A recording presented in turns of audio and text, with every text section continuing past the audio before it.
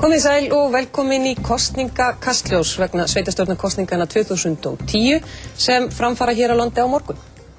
Kjörstaðir opna eftir rúmlega hálfan sólarhring og þeim verður lokað klukkan 10 annað kvöld og fyrstu tölur verða lesnar í útvarpi og sjónvarpi. Mikil spenna hefur ríkt í aðdraganda kosninganna enda benda kannanir síðustu daga það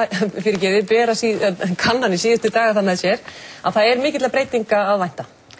Nú nýjasta könnun okkar hér á Ríkisútvarpinu var birt í fréttum útvarps og sjónvarps núna klukkan 6 og 7 og hún sýnir að besti flokkurinn er stærsti flokkurinn í Reykjavík. Hann fengi 6 borgarfulltrúa, Sjálfstæðisflokkurinn fengi 5, Samfylkingin 3, Vinstri græn 1 og önnur framboð ná ekki inn manni. Nú hingað til okkar eru komnir oddvitar allra 8 framboðanna í Reykjavík og við skulum byrja hérna með einn á hægrönd, Jón Gnarr, mættur hér fyrir bestaflokkinn. Oddviti Samfylkingarinnar Dagur B. Eggertsson. Nú fyrir framboð heiðarleika og almannahagsmunir Ólafur F. Magnússon. Og fyrir frjálslyndaflokkinn Helga Þórðardóttir. Og hér mér á vinstri hönd eru Hanna Birna Kristjánsdóttir fyrir Sjálfstæðisflokkinn, Einar Skúlason oddviti Framsóknarmanna, Baldvin Jónsson frá Reykjavíkurframboðinu og Sóley Tómasdóttir oddviti Vinstri-hreyfingarinnar Græns framboðs. Velkomin öll sömul. Takk. Nú, við ætlum að byrja því að fá kannski örstutt viðbrögð ykkar við þessari könnun sem þið voruð að heyra af rétt í þessu áður en lengra er haldið. Hanna Birna, þið eruð að missa 2 menn samkvæmt þessari könnun og þetta virðist vera sami stígandi í þessum könnunum sem hefur verið undanfarnar vikur. Þetta hljóta að vera mikil vonbrigði fyrir þig og fyrir Sjálfstæðisflokkinn. Ef að kosningarna færu svona, þá væru það auðvitað ákveðin vonbrigði en samt miðað við það sem er búið að vera í gangi í þessari kosningabaráttu og hvernig hún er að spilast, að þá er þetta auðvitað bara eitthvað sem er niðurstaða. Hvernig er hún að spilast að þínu mati? Hún er að spilast mjög óhefðbundið þessi kosningabaráttu og við vorum auðvitað og erum að vonast til þess að þegar fólk fer inn í kjörklefan og greiðir atkvæði, þá greiðir það atkvæði Reykjavík, hagsmuni borgarinnar og framtíðina til næstu 4 ára.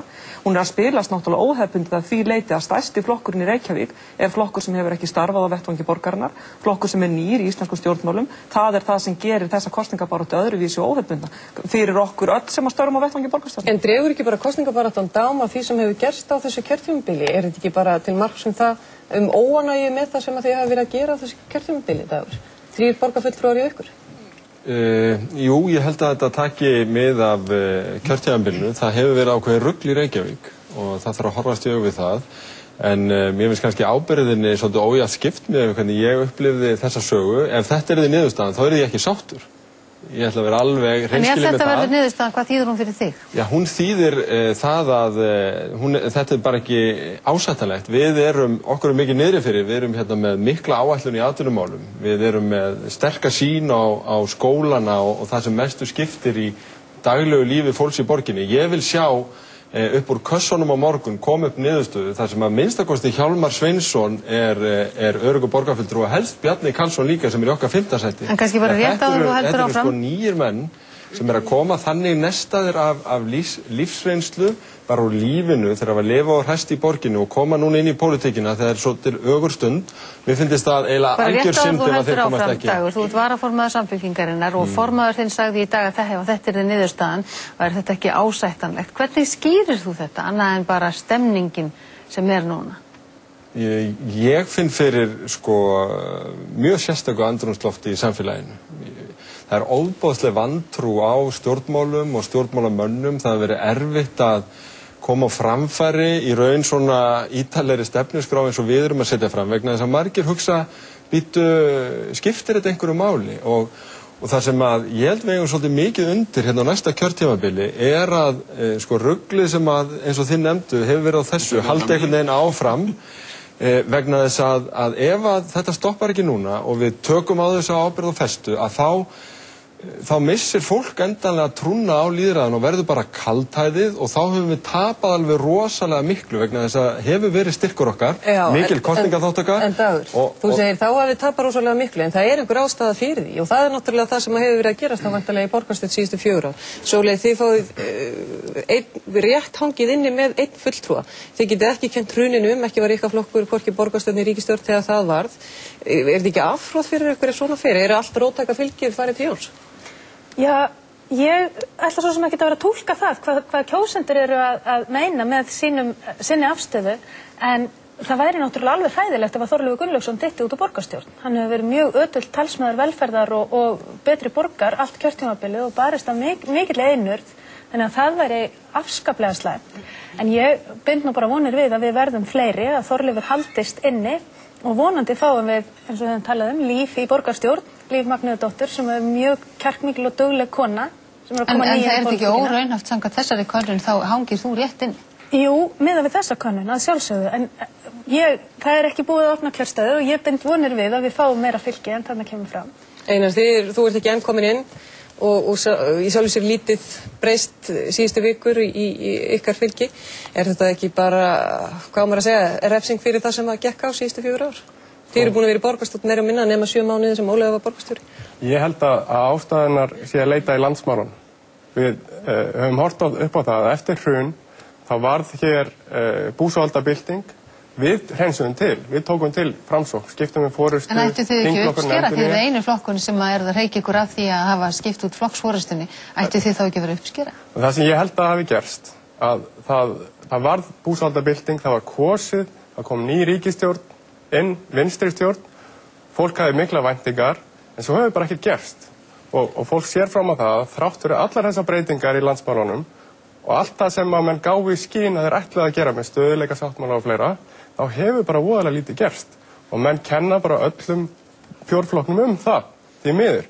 Við komum inn með mikla endurnýjun og ætlum að taka til í borginni eins og við tókum til inn í Framsókn, en ég sannfærður það að morgun, þegar menn gangi inn í kjörklefann, þá munum menn líta til þess hvar endurnýjun hefur farið fram. Það hefur oft gerst. Mér langar aðeins að heyra í hinum frambúðunum sem að virðast ekki ná manni inn.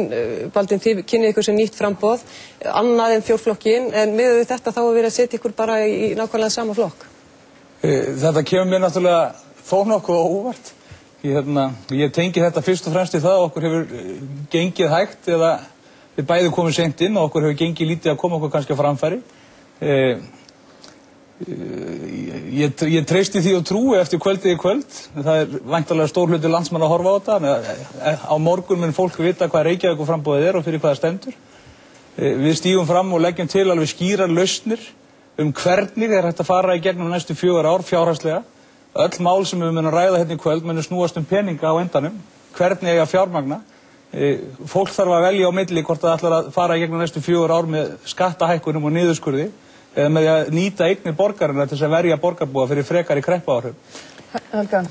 Já, þessar kosningar hafa lítið snúist málefni eins og Ólafur Harðarson nefndi hér í Kastljósi vikunni. Við höfum verið að leggja áherslu á málefni eins og atvinnumál, velferð barna, grunnþjónustu, afkomu borgaranna. Það virðist ekki vera að ná eyrum kjósenda. Og síðan hef ég farið í mjög mörg viðtöl undanfarið og þar virðast tilhneigingin að ræða málefni sem eru meiri söluvara og það er náttúrulega líka það að við erum náttúrulega peningalaus og einhver svona skemmtiefni meira. Svona málefni allan sem ég finnst ekki vera eins mikilvæg af því ég hef áhyggjur af framtíðinni. Við erum náttúrulega líka peningalaus og þannig að við höfum eingöngu verið að reiða okkur á netið fyrst og næst á auglýsa síðan okkur og það sést svolítið á bara, blöðunum í dag. Við höfum til dæmis ekkert auglýst núna í blöðunum, það við erum einu sem erum ekki með heilsíða auglýsingar. En ég bara upplifi mikla jákvæðni á fundum sem ég kem á og ég upplifi svo mikla jákvæðni hjá fólkinu og sem ég hitti og ég einhvern veginn, ég finnst voðalega margir óöruggir. Þannig ég snýst þetta kannski ekki líka um það, Helga, að þið segið fólk vill ekki hlusta, það hefur ekki þolinmæði til að hlusta málefni, vill ekki ræða þau. Kannski einmitt vegna þess að það hefur hlustað á það áður og ekki hefur nú verið staðið öll kosningalofar frá því 2006. Við förum aðeins betur yfir það á eftir. Ólafur, þú ert ekki komin upp í prósent. Ég veit að þú tekur ekki mark á skoðanakönnunum. Ekki minnst, að marga reynslan hefur kennt mér það. En þetta segir samt sitt. Þú varst borgarstjóri og fékkst þitt tækifæri en uppskeran er ekki meira svo. Já, ég nýtti það gríðarlega vel og ég bið ykkur á morgun. Við höfum nurlað saman að því allt okkar framboð er borgað úr mínu vasa og við tökum ekki við framlögum og öktum við hinna flokkana. Við erum með 19 liða stefnuskrá, mjög skýra. Hún er meðal annars byggð á 19 ára starfi mín í borgarstjórn. Ég hef barist fyrir öllum þessum málum lengi. Varðandi atvinnumálin, velferðarmálin, slysavarnirnar, forvarnirnar, spillingun og heiðarleikann og það lykilatriði í framtíðinni að það sé ekki hægt að fá stjórnmálamenn að sitt með að gefa einn styrki því að þá þeir samkvæmt sveitarstjórnarlögum vanhæfir til að sitja í borgarstjórn. Því spurði þig Ólafur í beinu framhald af þessu, miðað við þá miklu reynslu sem þú hefur haft og fleiri en einum flokki. Já, hún mjög dýrmæt fyrir ykkur borgarbúa. Já, en undrastu ekki það að þú nærð ekki upp í 1%? Hver segir að ég fá ekki 7% á morgun? Við erum að tala könnun, við erum ekki að tala kosningar, það er á morgun. Síðast fekk ég 10%. Þar áður fekk ég 4%. Mitt á milli 7%. Ég spái 7%. Ég byggið á frábærum störfum í 20 ár sem borgarfulltrúi. Eða 19 ákveðum við sagt. Þessum 19 liðum stefnuskrána, þetta eru ekki orð, þetta eru ekki frasar. Þetta eru staðrendir það sem ég hef staðið fyrir og það sem mínu meðfremmundu standa fyrir og ég vil vekja á því athygli að því það er alltaf verið að setja kastljósi á okkur sem í eftirsætjunum var á oddviti minn, Kolbrún Kjartansdóttir, að mínu mati einhver frambærilegast og sterkast í kvenframbjóði sem lengi hefur komið fram í borginni. Jón, þú og getur sitt setið mikið hugrekki með að bjóða sér fram og ég var bara rétt að klára þetta að við erum alveg á hreinu við ætlum að fara hérna í smá fréttaskýringu á eftir við erum að gera góða hluti og höldum því áfram þú verður að virða hérna stjórnarmyndi þáttar Jón, þú er eftir að sitja þarna út á enda og brosi í kampinn þeir 6 borgarfulltrúar sem er spáð að þið fáið það er öll endurnýjunin allt óánægju fylgi virðist fara til ykkar og þetta er staðfest í könnun eftir könnun. Þetta er algjörlega hægt að vera nokkuð grín.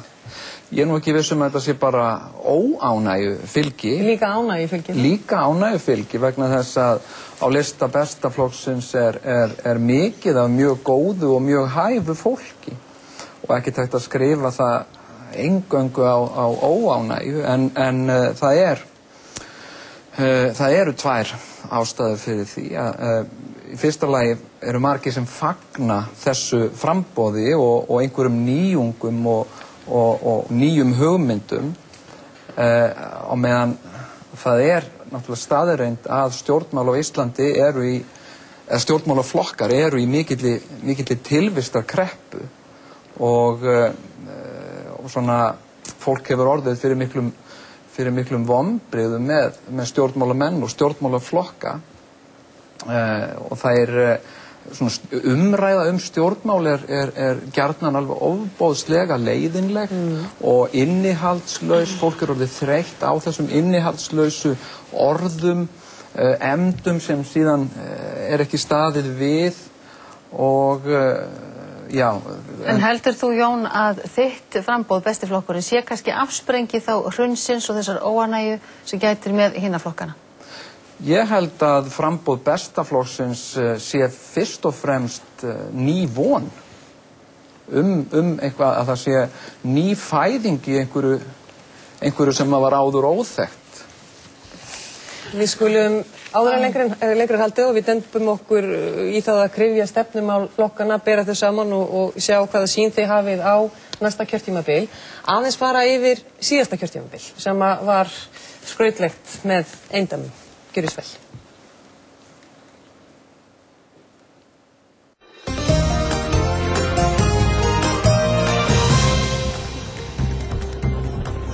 Reykjavíkurborg er 273 ferkílómetrar að stærð og nær frá Kjalarnesi að Seltjarnarnesi. Í borginni búa rúmlega 118.000 manns en árið 2006 í upphafi þessa kjörtímabils sem nú er að ljúka voru íbúar rétt tæp 115.000. Í kosningunum þá sem voru þær fyrstu í 12 ár þar sem Reykjavíkurlistinn bauð ekki fram, fékk Framsóknarflokkurinn 1 mann kjörinn, Sjálfstæðisflokkur 7, Samfylkingin 4, Vinstri græn 2 og Frjálslyndir 1. Þá voru þetta helstu málin. Framsóknarmenn kynntu helstu stefnumál sín á blaðamannafundi í Perlunni í dag. Þeir hyggjast úthluta 1200 sérbýlislóðum í Úlfarsárdal á þessu ári og því næsta. Þá vilja þeir þjóðarsátt Reykjavíkurflugvöll með því að færa hann á Löngusker. Við höfum verið róttækari heldur en aðrir og það kemur nú svo sem kannski engum óvart að því varðar kröfuna gjaldfrjálsan leikskóla og gjaldfrjálsan grunnskóla. Gera betur fyrir eldri borgari Reykjavík á svo mörgum sviðum og við getum gert það vissulega. Við viljum fjölga búsetuúrræðum og bendum á leiðir til þess að gera það. Í stefnuskrá Samfylkingarinnar í Reykjavík sem kynnt var í dag eru 11 megin áherslur. Þar á meðal gjaldfrjálsan leikskóla og val þjónustu fyrir börn frá lokum fæðingarorlofs. Flokkurinn vill fjölga samgönguæðum með öskjuhlíðagöngum og Sundabraut upp á Kjalarnes í forgangi. Þegar á næsta ári þá verði skattleysismörk fasteignagjalda hjá eldri borgurum hækkuð 100%. Hvað brennur á þér helst fyrir þessar kosningar? Það er ekki sérstaklega nema kannski helst bara stækkun golfvöllurinn sinna við hliðina. Ég vil sjá að gert meira fyrir barnafólk, fjölskyldunar og ég vil líka að sé passa upp á eldra fólkið og það sem eru fatlaðir. Maður bara setja sig svo þreyttar á öllu þessu klíkuskap og þessum óheiðarleika, það er nú aðalega það. Og maður vil kannski hafa þetta svolítið hreinna svona. Aðalega það að vera gert eitthvað fyrir fjölskyldunar í landinu og hjálpa fólki eitthvað sem í fjárhagserfiðleikum. Man orðinn svo gjörsamlega saman þetta allt saman að maður bara búinn að missa tiltrú á öllu sem heitir kosningar og þessu bara alþingi og þessu dóti og kannanir sýna það tiltrú manna til þessara stjórnmála og pólitíkusa bara gjörsamlega brostin. Óhætt að fullyrða að þetta kjörtímabil hafi verið eins og rússíbanaferð í gegnum stjórnmálin. Fljótlega eftir kosningar hófu oddvitar Sjálfstæðisflokks og Framsóknarflokks, þeir Vilhjálmur Þ. Vilhjálmsson og Björn Ingi Hrafnsson, viðræður sem lauk með því að flokkarnir mynduðu meirihlutastjórn í borginni og Vilhjálmur varð borgarstjóri. Ég verð bara áfram þessi vilji sem ég hef verið og bara hæðaskur og bara góður kall. Þegar samstarf Framsóknar og Sjálfstæðisflokks hafði varað í 15 mánuði voru hins vegar blikur á lofti. Án nokkurs fyrirvara var tilkynnt að orkufyrirtækin Reykjavík Energy Invest og Geysir Green Energy hefðu gengið í eina sæng.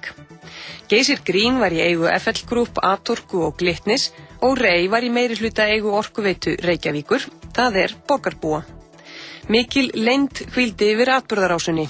Mér hugnast ekki alveg hvernig aðferðafræðin í þessu. Ég verð að segja það eins og og ég held að við höfum eftir og ég bara skil ekki ennþá hvað lá á. Ég bara skil það ekki. Formaður Framsóknarflokksins tók undir þetta og lýsti vonbrigðum sínum með vinnubrögðin.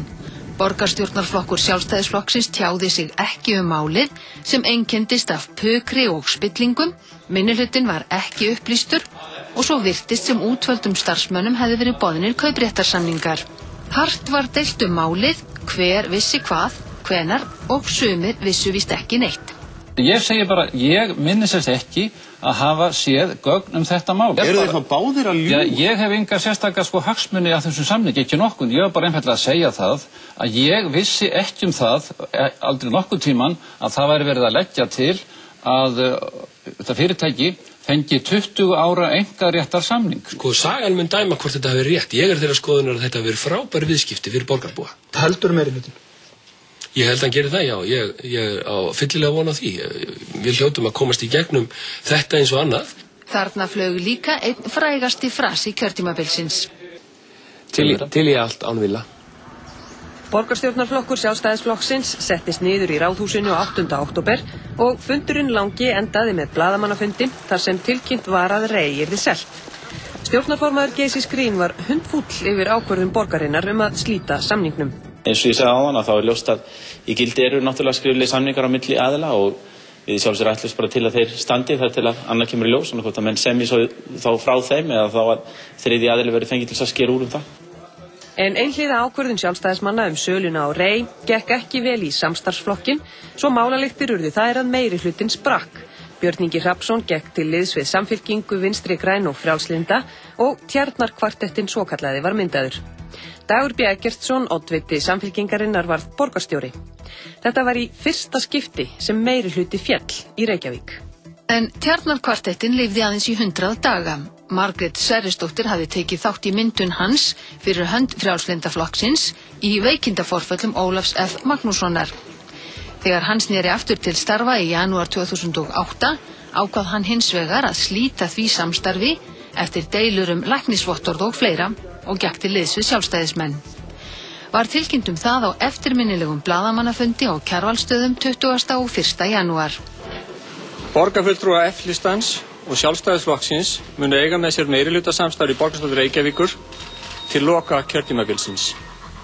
Ekki reyndist Ólafur sannspár þar og þessi meirihlutaskipti vöktu gífurlega hörð viðbrögð. Við sem að hér stöndum höfum verið heil í þessu samstarfi og það dapurlegt að þetta samstarf skuli enda á óheilindum. Á fyrsta fundi nýs meirihluta í Ráðhúsinu þann 24. janúar varð allt vitlaust. Ólafur F. Magnússon varð borgarstjóri. Samstarf Ólafs og Sjálfstæðisflokks stóð ekki í nema 7 mánuði. Sjálfstæðismenn slitu því og mynduðu meirihluta með Framsóknarflokknum öðru sinni.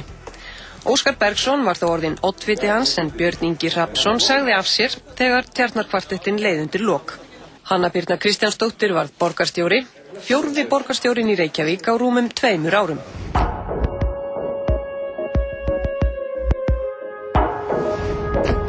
Það eins og ég segi svo margir aðrir að það vera svo mikið vitleysa í gangi að ég ætla að leggja í nauðu.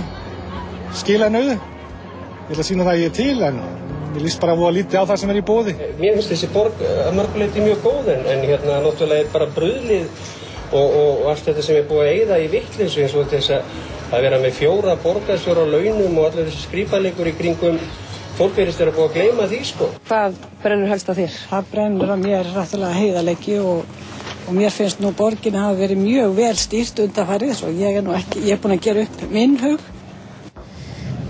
Það er nú mest lítið, er þetta að treysta einhver að þessu, ég veit það ekki. Það er bara frekar óspennandi það sem í boði, en besti flokkurinn er skemmtilegur, sko. Hann hefði svona mest tilmans allavega í bili. Flokkakerfið það bara ekkert að virka. Það eru drullusokkar í öllum flokkum í dag. Það er bara svoleiðis, þetta er bara óskup einfalt. Það eru drullusokkar í hverjum einasta flokk og það þarf að, það er alveg hægt að mynda góða borgarstjórn út úr mannskapnum sem er þarna, sko, úr þessum 8 flokkum. En það er ekki einhver 1 eða 2 flokkur sem kemur til með að búið til góða borgarstjórn, það er alveg á hreinu. Í upphafi kjörtímabilsins árið 2006 var góðæri og atvinnuleysi mældist 2,4% í höfuðborginni. Nú, 4 árum síðar, mælist atvinnuleysi 9,5%. Skuldir borgarinnar eru miklar og nema tæpum 300 milljörðum króna. Þrátt fyrir það er fullyrt að fjárhagsstaðan sé sterk, en borgin hefur verið rekin hallalaus frá árinu 2007. Eins og á landsvísu blasir við niðurskurður og sparnaður og gríðarstórar framkvæmdir sem farið var að stað með í upphafi kjörtímabilsins eru stopp eða byggingarnar standa auðar, liggja undir skemmdum eða reynt að veikum mætti að halda áfram. Lóðir standa auðar og hús standa auð.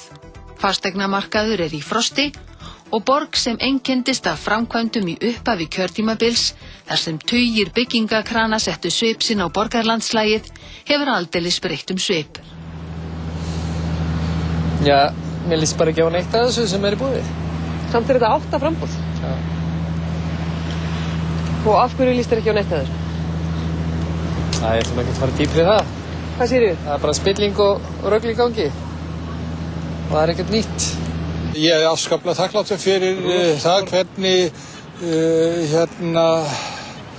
Hanna Birna hefur staðið sig í borgarstjórastarfinu og ég bara vona að við fáum áframhald, við fáum stöðuleika. Ég finnst þetta eiginlega 8 framboð í Reykjavík, mér finnst þetta vera bara bull. Þetta er allt og mikið. Það eru til skýrar línur frá þeim sem eru færri, þá svo það sé kallaði fjórflokkur. Þessar kosningar í dag, mér finnst það bara snúast eiginlega það að gefa þessum fjórflokkum bara hlutan. Fólk er búið að fá nóg þessa spillingu og þessu rugli öllu saman. Alveg, fólk er búið að hálsa pólitík í Íslandi. Það er bara það. Kjósendur í Reykjavík þetta vorið eru tæplega 86.000, 44.000 konur og 42.000 karlar. Valið stendur á milli 8 framboðslista. B-lista Framsóknarflokks, D-lista Sjálfstæðisflokks, E-lista Reykjavíkurframboðs, F-lista Frjálslyndaflokksins, H-lista framboðs heiðarleika og almannahagsmuni, S-lista Samfylkingar, V-lista Vinstri hreyfingarinnar Græns framboðs og I-lista Bestaflokksins. Frambjóðendur eru sammála margt, þótt áherslur flokkana séu aðeins mismunandi. Flestir leggja áherslu á að fjölga störfum og ráðast jafnvel í mannaflsfrekar framkvæmdir.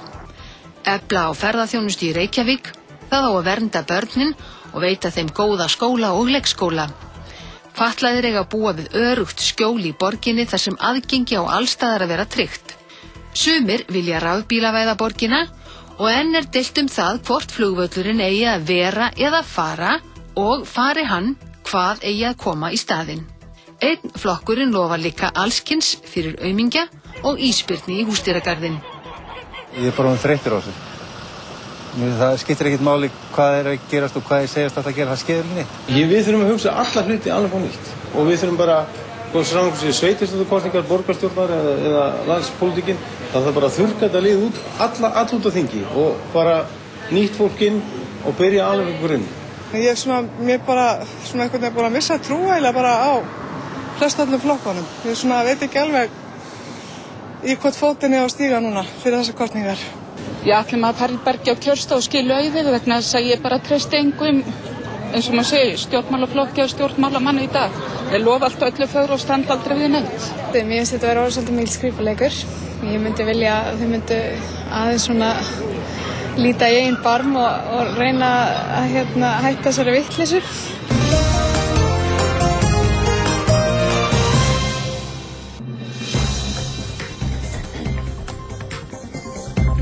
Já, eins og þið heyrðu þarna þá eins og margir kjósendur þeir hafa bara mistu trúna á flokkakerfið, á framboðin, þeir tala rugl, bull, skrípaleik og fleira. Meirihluti ykkar sem eru hérna hafið setið í borgarstjórn, ýmist í minnihluta eða meirihluta á þessu kjörtímabili. Einar, þið hafið verið lengi í meirihluta þetta kjörtímabili, eins og Þóra sagði áðan, bara þessa 7 mánuði sem að Ólafur er farið borgarstjóri í. Af hverju, alveg rétt Ólafur, af hverju eiga kjósendur að treysta Framsóknarflokknum til þess að setjast í borgarstjórn núna á ný eftir að þú ert búin að heyra í úrtaki kjósenda í þessu einslagi? Ég legg bara mikla áherslu á þessa endurnýjun sem við höfum farið í. Við höfum breytt bæði innan flokksins og hvað varðar borgarstjórnina, að við teflum fram nýju fólki. Við erum öfgalaus miðjuflokkur. Eins og skoðanakannanir sýna þá stefnir í að 2 vinstri flokkar, 1 hægri flokkur og 1 grínframboð fari í borgarstjórn. Það vantar einhverja kjölfestu fyrir að miðju. En ertu þá að segja að fulltrúar ykkar hér á síðasta kjörtímabili og þar á undan hafi ekki verið nógu góður? Já, ég bara fór í framboði gegn sitjandi oddvita af því að maður var að fylgja eftir þessum breytingum. Það var stundum talað það þegar Reykjavíkurlistinn var að hér að Framsókn væri límið í Reykjavíkurlistanum. Hélt jafnvægi þar í störfum. Sama gerðist núna árið 2008 þegar þáverandi oddviti gekk til liðs við Sjálfstæðisflokkinn og kom á friði í borginni. Og það hefur oft verið okkar hlutverk bara í íslensku stjórnmála. Að búa til jafnvægi. Hvað segir þið? En hverju þurfum við þá að breyta?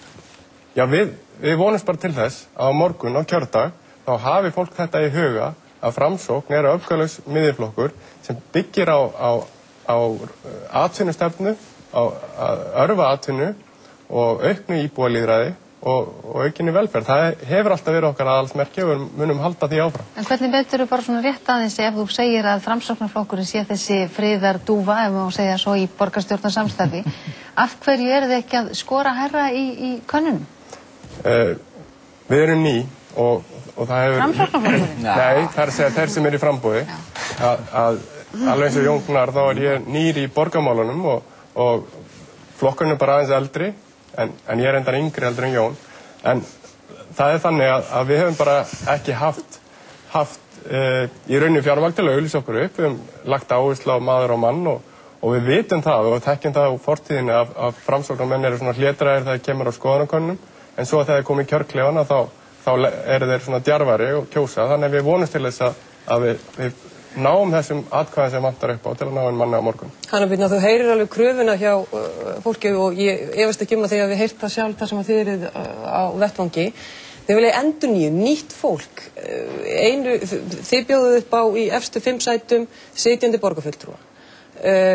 Sama gildir ykkur dagur, þið eru með... Þeir 3 borgarfulltrúar sem eru inni samkvæmt könnunum eru sitjandi borgarfulltrúar, býtu. En af hverju einmitt ætti fólk þá að kjósa ykkur þegar krafan er einmitt endurnýjun, breytingar, en þeir bjóðu upp á sama fólki? Ég held að það sé, og mér finnst það pínu ósanngjarnt gagnvart Reykjavíkurborg vegna þess að það er alveg eins og þetta innslag ykkar sýndi, þá hefur þetta verið ótrúlegt kjörtímabil og svona kjörtímabil eiga ekki að, þau eru bara ekki í lagi. En við höfum verið að breyta hlutum á vettvangi borgarstjórnar Reykjavíkur á undanförnum 2 árum og við lærðum öll af þessari reynslu. Við höfum verið að vinna allt öðruvísi. Við höfum að vinna þvert á flokka, við höfum að vinna saman meirihluta og minnihluti, við höfum sest yfir þetta ástand sem hefur verið á Íslandi og fundið lausnir fyrir borgarbúa sameiginlega axlað ábyrgð, gerðum hlutina allt öðruvísi. Mætti þá bjóða fram saman bara? Nei, það mætti ekki bjóða fram saman, það eru ólíkar áherslur. En við höfum sagt, og okkur hefur fundist að það hafi verið ákallið út í samfélaginu, að menn hafa sagt, við verðum að taka höndum saman og einbytta okkur að því sem sameinar okkur en ekki að því sem sundrar. Og við höfum gert það á vettvangi borgarstjórnar og það ástæðan fyrir því að borgin stendur vel, að þjónustan trygg og örugg og að hlutirnir ganga vel fyrir sig. Þannig að mér finnst ekki alveg sanngjarnt að láta eins og Reykjavíkurborg hafi verið margfalt meiri læti út í þinghúsi heldur en í ráðhúsinu í langan tíma vegna þess að við höfum breytt vinnubrögðum og við höfum svarað þessu ákalli. En eru lætin ykkur mælikvarði? Eru lætin mælikvarði? Nei, þið voruð að sýna hérna ákveðið innslag sem sýndir náttúrulega ákveðið uppnám sem búið að vera í gangi á vettvangi stjórnmáluna og uppnámið, því lokið hjá Reykjavíkurborg. Við höfum verið að vinna og við höfum ástæðan fyrir því að borgarbúar mælast til dæmis núna, hefur aldrei verið eins mikil ánægð með þjónustu borgarinnar og reksturinn hjá okkur. Og hvers vegna það? Það vegna þess, og þá hrósa ég hér Degi B. Eggertsson og Sólu Tómasdóttur og öllu sem hafa komið að því, að við höfum tekið höndum saman og unnið þetta sameiginlega og það hefði nú mátt gerast í þinginu. Þú segir það ánægð með þjónustuna og fólk ægilega ánægt, segir þið, en það samt ekki það ánægt að það vilja halda sömu borgarstjórnum. Það ríkir vantrú á vettvangi stjórnmálum. Það ríkir mjög mikil vantrú. Dagur, þú sást hérna, og þetta var gegnum gangandi, ég get ofta en það sjálf hafandi farið alla borg að spyrja fólk og reyndi að fá þarna þversnið að ungum og gömlum, konum og köllum og þetta var rauði þráðurinn. Skrípaleikur, við erum búin að loka eyrunum fyrir þessum stjórnmálum. Ég held að þetta sé bara veruleiki sem að ég var að raun að lýsa hérna í viðbröðum mínum við skoðanakönnunina áðan og við höfum fundið þetta vegna þess að við í Samfylkingunni gerbreyttum í raun undirbúningi á þessari kosningabaráttu. Við heldum heimafundi, 80 heimafundi í öllum hverfum, þar sem við áttum trúnaðarsamtöl ekki bara við samfylkingafólk, heldur bara fólkið í borginni það hvað því finnst skipta mestu máli og þegar við vorum að vinna okkar stefnu þá fórum við langt út fyrir flokkslínu til að leita þekkingu, leita ráðum og setja þetta á blað. En það eitt sem situr svolítið í mér eftir alla þessa vinnu vegna þess að við höfum verið að tala svo mikið vantraustu og hvernig þetta snúa því. Að Bjarni Karlsson sem í 5. sæti hjá okkur, sem afskaplega lífsreyndur maður, hefur unnið með mörgum Reykvíkingum í gleði og sorg, hann sagði sko þetta verður á brattan að sækja, þetta alveg gríðalegt verkefni og munum það að vantraust sem verður til vegna verka, það verður ekki endurreist með orðum, heldur í gegnum verk og það nákvæmlega þess vegna sem ábyrgð okkar sem hér sitjum svo mikil að næsta kjörtímabil verði unnið af yfirvegun og áherslan verði þar lögð á þessar raunverulegu hluti sem að fólki í borginni að glíma við. Atvinnuleysið, öryggi barnaninn í skólanum, niðurskurðin, svona áhyggjur hins daglega lífs en ekki þetta hefðbundna pólitíska karp. En Dagur, það ekki hægt annað heldur að spyrja þig. Þú ert búin að sitja í borgarstjórn allt þetta kjörtímabil og hefur haft tækifæri til þess að láta verkin tala en ekki bara orðin. Ekki krafa fólksins eins og við heyrðum hér áðan þess að tala var við fólk alla borg, nýtt fólk, algjöra endurnýjun. Það ekki krafan? Jú, og það er kannski ekki nóg að setja þau í 4. og 5. sæti. Nei. Það dugar kannski ekki til. Nei, en nú staðan þannig að það reyndar vegna þess að Samfylkingin bara hefur gengið út frá því að við hefðum afl til þess að ná fleiri borgarfulltrúum en áður. Við höfum notið víðtæks stuðnings í borginni allt þetta kjörtímabil þar til núna vegna þess kannski sem að Hanna Birna var að lýsa, við höfum nálgast þetta kannski á nýjan og svolítið málefnilegri hátt að vera í stjórnarandstöðu, ekki allir verið hrifnir af því. Sumir hafa sagt að við værum einhvern veginn að gefa Hönnu Birnu allt og frítt spil, en núna staðan svona og fólk hefur þá val það að geta tryggt nýjum mönnum, Hjálmari Sveinsinni sem kemur eftir 10 ár, þá talaði hann gegn vindunum á móti útþenslunni í skipulagsmálum fyrir mjög ríkum almannahagsmunum og síðan Bjarna Karlssyni sem hefur unnið með jaðarhópum. Það þekkja hann mjög margir úr starfi með unglingum í miðborginni, öryrkjum í Hátúninu og unglingum af erlendum.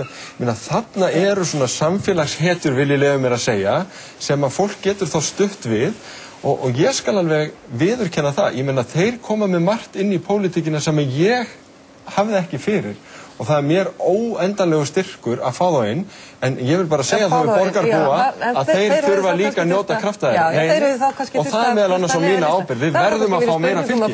Láta oddvitana stíga til hliðar og fá algjörlega nýtt fólk. Byrjum bara að kjósa Hjálmar Bjarnarson. Við skulum aðeins fara bara að líta á þau málefni sem þarna eru, sem við verðum að fara yfir og fólk kvartar yfir að sé ekki.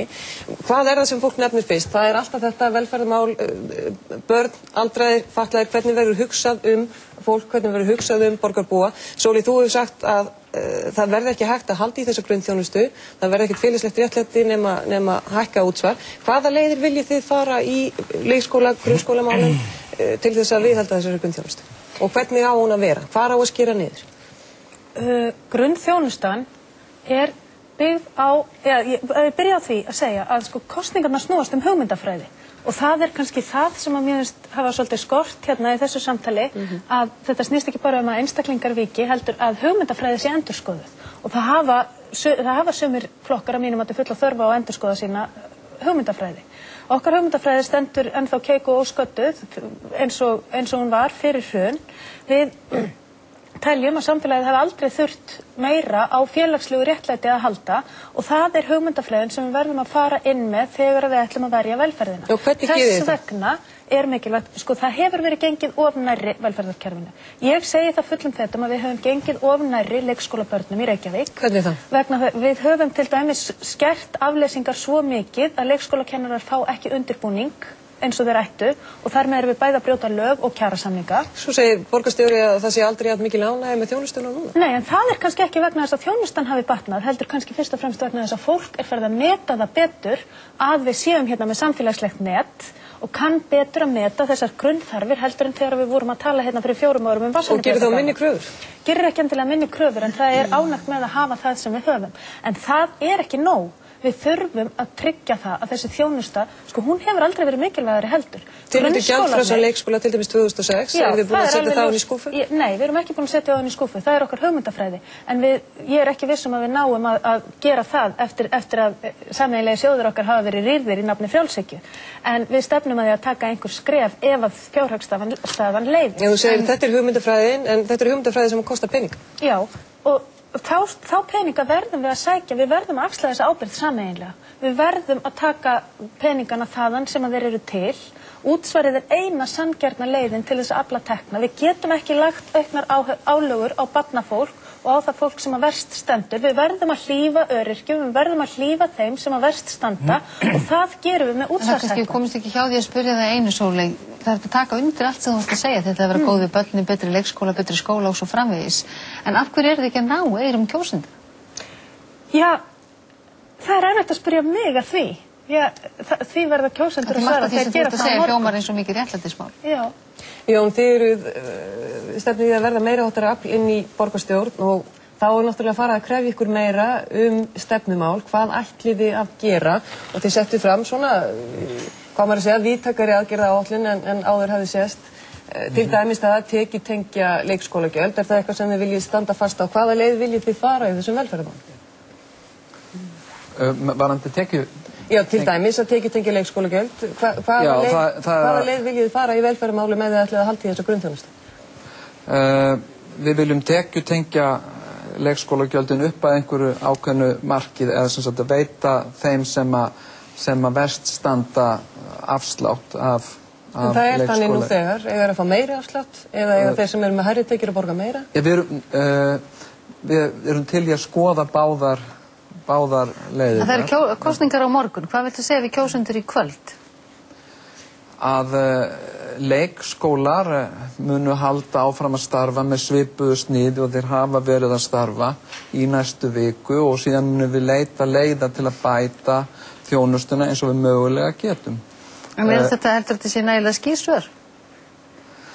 Já, ég held það. Ég held að þetta sé nokkuð skýr svör. En er þetta ekki dæmigert svona stjórnmálamannasvar við munum leita leiða til það?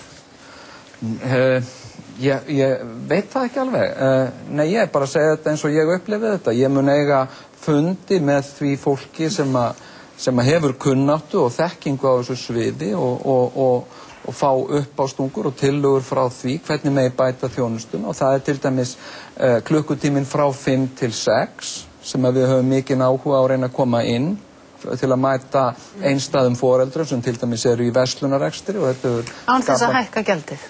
Já, reyna það og reyna að sækja tekjur peninga annar staðar frá til að fjármagna það. Við erum til dæmis með bráðsniðuga hugmynd það að opna alþjóðlegt hvítflippafangelsi í húsnæði Arnarholts á Kjalarnesi sem hefur staðið. Það kostar peninga að útbúa það.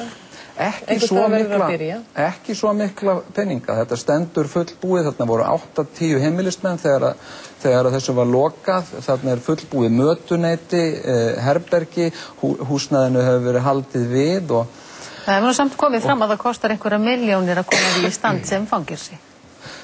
Það verður einhver startkostnaður en þarna getum við boðið upp á ódýran möguleika fyrir útlendinga að vista svo kallega hvítflippa krimma sem ekki beint hættulegir, ekki nema ef þeir komast í bókhald eða internettengingu. Þetta mikið vandamál í Bandaríkjunum og ég komst að því þegar ég var að lesa Enron og eftirmála þess. Það þarf að binda svo hnútana að þessi menn slepp ekki út. Upp á Kjalarnesi það ekkert svo mikið vandamál því þó þeir fari út fyrir girðinguna þá fara þeir ekki nema bara upp á þjóðveg og þá annarkvort í Borgarnesi eða í Mosfellsbæ. En megum við túlka það sem svo að þið viljið halda í grunnþjónustuna, hún verður varin með öllum tiltækum ráðum? Já, algjörlega. Ólafur, þetta hefur verið svona, orðið velferð hefur alltaf verið hluti af slagorðum þíns flokks og þíns framboðs. Ekki slagorðum, ég bið ykkur að kynna ykkur hvað ég verið að gera í borginni síðan 20 ár og verk mín sem borgarstjóra. Ég hafði miklu sterkari tök á fjármála borgarna heldur en Hanna Birna og Dagur. Og ég hef alltaf haft þessa forgangsröðun sem ég bið fólk að kynna sér og ykkur líka. Ég ætlast ekki til að fara að lesa fundagerði borgarstjóra núna hvað ég verið að gera í 20 ár. En það er líka margfalt fleiri verk eftir mig en þau tvö samanlagt í borginni. Ég verið að vinna svo óskaplega mikið í þessum fínum málum, forvörnum, slysavörnum, umferðaröryggi og verkum sem snúað velferð og við megum ekki gleyma þegar menn eru að tala hér og klæða sér í nýja búninga að Sjálfstæðisflokkur og Framsóknarflokkur settu þjóðina á hausinn með skipulegum hætti. Þau hafa mergsogið auðlindir okkar, mergsogið þær. Og flokkur sem var undir forystu Halldórs Ásgrímssonar árabil getur ekki farið í ný föt og sagt þetta ekki við erum ný. Það bara ekki boðlegt. En ef við horfum fram á veginn, Ólafur, og við viljum ekki bara upp fortíðina, hvernig ætlar að horfa fram á veginn? Já, halló. Þessir gríðarlegu fjármunir, 100 milljarða ofan, sem fyrst og ennst Sjálfstæðisflokkur og Framsóknarflokkur hafa úthlutað erlendu stóriðjuhöldum, verktökum á sínum snærum og allir fjórflokkurinn greiddi atkvæði með sér borgarstjórn. Líka Vinstri grænir. Þeir eru að reisa hér 30 milljarða riðhörpu á höfninni. Ef þessi verkefni hefðu verið slegið á frest og ég vil stöðva frekari stóriðju framkvæmdir þá erlenda málbræðsla því við töpum á því. Ef þessi verk hefur verið sett í velferðarkerfið hefur ekki þurft að segja upp einum einasta kennara, einum einasta skólaleiða, einum einasta sjúkraleiða, einum einasta aðalsta. Við erum dálítið að biðja um að horfa fram á veginn. Ég er að segja það að ég hef aldrei tekið þátt í þeirri forgangsröðun að raða peningunum til auðmagnsins og erlenda stóriðjuhalda frá fólkinu í borginni. Það er þetta stórfjölga störfum, ekki bara í ferðarþjónustu og gjaldeyrisskapandi verkefnum. Það er gríðarleg verðmæti fólgin í því að huga samborgarum sínum. En nýtt kjörtímabil hefst þetta vorið og mun standa næstu 4 árin. Verðir þú kosin í borgarstjórn? Ég verð það, ég fæ 7% á morgun. Ég hlusta þið líka á mig. Horfðu aðeins fram á veginn og segðu okkur hvernig þú ætlar að fara því að verja velferðarkerfið. Öðruvís en að vitna hvað þú hafir gert. Já, stefna mín er að halda áfram að varða veginn eins og ég gert síðastliðið 19 ári í borginni. Með þetta gildismat velferðar, öryggis, forvarna, slysavarna, réttlætis og velferðar. Hvernig ætlar að fjármagna það? Með því að taka peninguna úr sökkinu og spillingunni og fjórflokkurinn allir tekið þátt í gríðarlegu sökki með almannafé á þessu. Hvar eru þeir peningar? Hvar eru þeir? Já. Þeir liggja hjá erlendum álverum, þeir liggja hjá íslensku verktökum, þeir liggja hjá bankaráðsaðilunum sem voru Sjálfstæðisflokki og Framsóknarflokki. Það er fyrst og fremst og við verðum að vinna það. Og það er ekki sanngjarnt annað komið fram að það er Sjálfstæðisflokkur og Framsóknarflokkur sem settu þjóðina á hausinn og þó að hinir hafi tekið þátt í grænir og Vinstri grænir og Samfylking í atkvæðagreiðslu með borgarstjórn, greitt atkvæði með öllu þessu sökki, þá megum við ekki ljá þessum tveimur flokkum frekar umboð og snúa réttlætinu á réttan veg þannig að við getum stórfjölga störfum, umhyggju og réttlæti í borginni. Það miklir möguleika. Baldvin og Helga, mig langar að heyra ykkur vegna þess að þetta stærsti málaflokkurinn. Þetta það sem að borgin eyðir stærstum hluta tekni sinna í og svo framvegis. Hvernig ætlið þið að passa upp á þessa grunnþjónustu? Og hver stefnan í því? Alveg svo Helga kom inn á það. Það búið að vanta gríðarlega málefna umræðu í þessari kosningabaráttu. Og þessi umræða sem búin að fara fram hérna í kvöld, ég engu nær einhvern veginn eftir að hafa hlustað á þetta. Ég búin að vera að hlusta á pólitíska yfirlýsingar og frasa afskaplega lengi á þess að fá nokkuð tíma fram einhverja skýra stefnu eða aðgerðaáætlun hvernig að framkvæma hlutina. Vinstri grænir nefna til dæmis hækkun á útsvari sem að fyrir venjulegt fólk þýðir náttúrulega bara skattahækkun eða fólki þarf að borga meira. Við notum svona pólitískt lingó til þess að dempa höggið á fólki almennt. En þá hefur tækifæri til þess núna að segja fólki hvernig þú ætlar að fara. Við erum alveg með skýra stefnu hjá Reykjavíkurframboðinu sem að má sjá hérna heimasíðunni reykjavíkurframboði.is. Borgin á fullt af eignum. Fyrir okkur mest spennandi eign borgarinnar gríðarleg verðmæti sem felast í Vatnsmýrasvæðinu. Ég heyrði haft eftir mér einhvers staðar á stöðu 2 held ég það verið að þið þá bara svona flugvallarmál, en þetta ekki flugvallarmál. Flugvöllurinn var kosin í burtu fyrir löngu síðan. Það á skipulagi borgarinnar í dag að flugvöllurinn að fara í 2 áfangum 2016 og 2024 með meirihluta atkvæða. Það svo dásamlegt í lýðræði hvernig það fungerar. Kynnaði staðreyndir. Við gerum okkur alveg grein fyrir í fyrsta lagi þetta hljómar á 2007 ætla að fara að tala að nýta núna fasteignir og fara að staði í fjárfestingar og svo framvegis. Það hins vegar staðreynd. Síðast í dag komið fram tölur það væri ekki nema rétt rúmlega 1000 íbúðir auðar í borginni. Og ég segi ekki nema, það hljómar voða skelfilega. Það eru miklu betri tölur heldur við verið að heyra hingað til og það ekki nema rétt tæplega ársþörf höfuðborgarsvæðisins á íbúðarhúsnæði. Þannig það mjög líklegt að stefna bæði þess að áætlun borgarinnar að það verði þörf fyrir íbúðarhúsnæði frá og með 2013 standist sem þýðir að það liggur á að koma þessu skipulega af stað. Liggur fyrir staðfest skipulag á Vatnsmýri sem íbúðabyggð, þá verða það til að minnst og kosti 70 milljarðar sem borgin getur gengið og nýtt til að koma sér út úr þessari kreppu. Við gerum okkur grein fyrir þess að segja að við erum ekki að fara af stað í að selja lóðir þar á morgun, en það afskaplega ólíklegt. Við myndum gleðjast djúpt yfir því, bara innilega ef það kemur fram fjársterkir aðalega sem hefur áhuga á því. En þangað til að markaðurinn fer af stað aftur, þá getum við nýtt þetta fyrir væga veðsetningu, þar sem við getum tekið 7 milljarða á ári, næstu 2-3 árin kannski, sett inn í hagkerfi borgarinnar. Þetta það bil 12% aukning inn í borgarsjóða ári. Svo þetta veðsetja Vatnsmýrasvæðis? Með þessum veðsetja vægt lítil hluta Vatnsmýrasvæðisins, með þessum tekjum bæði hægt að fara af krafti í að vinna niður og jafnvel útrýma atvinnuleysi hérna. Það hægt að draga tilbaka þennan niðurskurð sem orðið í velferðarkerfinu. Leikskólakennarar og grunnskólakennarar sem ég hef verið að tala undanfarið, þeir ekki þetta ánægða starfsfólk Reykjavíkurborgar sem ég heyri vitnað í aftur og aftur. Á starfsmannafundi hjá starfsfólki Reykjavíkurborgar hitti ég heldur ekkert að þessu ánægða starfsfólki Reykjavíkurborgar. Ég búin að hitta fullt af fólki sem orðið yfirunnið, dauðþreytt og skilur bara ekki hvernig að skera meira af þeim. Það ekki hægt. Verðum eiginlega að fá að Helga hefur ekki fengið að komast að Ólafur hérna þetta mál. Þú sagði að þessi mjúkumál hefðu ekki komist yfir hana, það þætti ekki fín, en þá það sem þú leiðir áherslu á. Mér langar bara aðeins að segja þetta með einslæðið á þann því ég fekk ekki að kommentera á það að ég skil þetta fólk svo afskaplega vel og ég vil bara segja að ég ekki búin til úr einhverju flokksmannskinu og ég búin að standa hérna með fólkinu síðan hrunið og þannig ég skil alveg þessar hugsanir. En við leggjum gríðarlega áherslu á að afkomu borgarana og börnin borgi ekki kreppuna. Grunnþjónustan eins og þú segir, númer 1, 2 og 3. Bara síðast göngum við þar. Við verðum að byrja í efsta laginu og ég vil bara til að einfalda þetta, hafa hagsýni húsmóðurina, jafnvel bóndakonuna á þetta. Hvað gerir þú ert í kreppu? Þú reynir að framleiða meira það ekki, þú reynir að búa til meiri verðmæti úr mjólkinni sem þú færð til þess að fá meira fyrir hana. Þú ferð að rækta meira grænmeti. En hver mjólkin og grænmeti í Reykjavík? Já, leið mér að klára þetta. Þú gefur börnunum þínum að borða, þú kaupir ekki lúxus, eins og tónlistargræður og sjónvarp, þú eigið þá frekar tímanum með börnunum þínum. Þá fyrir við út í atvinnusköpun, við þurfum að fara að efla iðnað framleiðslu. Stóriðja? Nei, ég var nú ekki að segja það. Ég fara ekki ég Nei, ég átta mig bara, við áttum okkur ekki alveg því hvert þetta fara.